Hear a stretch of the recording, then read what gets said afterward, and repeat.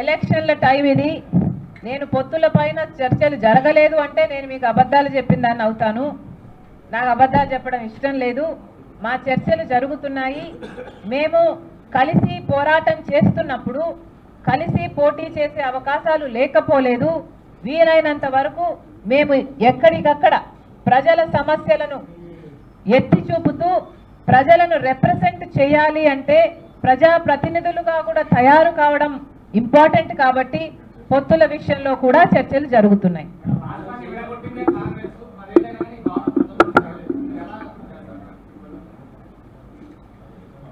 Congress party అధికారంలో వచ్చునుంటే 2014లో మనకు special status వచ్చుండేది.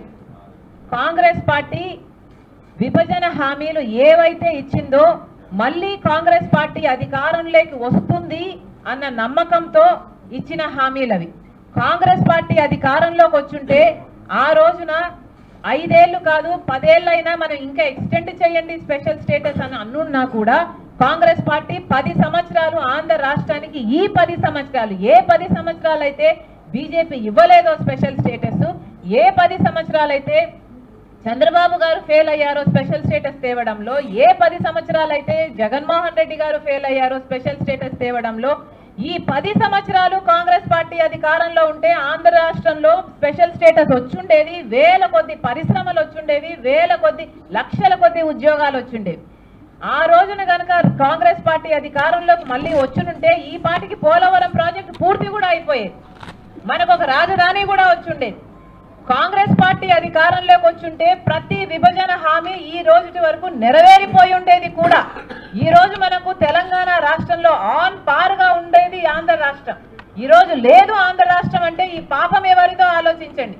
BJP party మాటిచ్చింది తిరుపతిలో, మోడీ గారు స్వయంగా మాటిచ్చారు తిరుపతిలో స్పెషల్ స్టేటస్ గురించి. మరి ఎందుకు మీరు అంత మా భక్తుంది అంటారు కదా, రామ భక్తులం ఇంకో భక్తులం అంటారు కదా, మరి మీరు పుణ్యక్షేత్రంలో మీరు మాట ఇచ్చి మీరే మాట నిలబెట్టుకోకపోతే మీరు ఎలాంటి మనుషులు? మీరు మోసం చేసిన వాళ్ళు కాదా అని అడుగుతున్నాం. అధికారంలోకి వచ్చింది చంద్రబాబు గారు, స్పెషల్ స్టేటస్ కోసం పొత్తు పెట్టుకుంటున్నామన్నారు. కానీ ఆయన ఆ మాటను విమర్శించారు. జగన్మోహన్ రెడ్డి గారు స్పెషల్ స్టేటస్ కోసమే అన్నారు, మూకుమ్మడి రాజీనామాలు చేస్తామన్నారు. కానీ అధికారం వచ్చినాక అధికారం అనుభవిస్తూ ఒక్క రాజీనామాలు కూడా ఎందుకు చేయలేదని అడుగుతున్నాం. వీళ్ళు కాదా బీజేపీకి మన స్పెషల్ స్టేటస్, మన పోలవరం, మన రాజధానిని తాకట్టు పెట్టింది ఎవరో ఆలోచన చేయాలి ప్రజలంతా.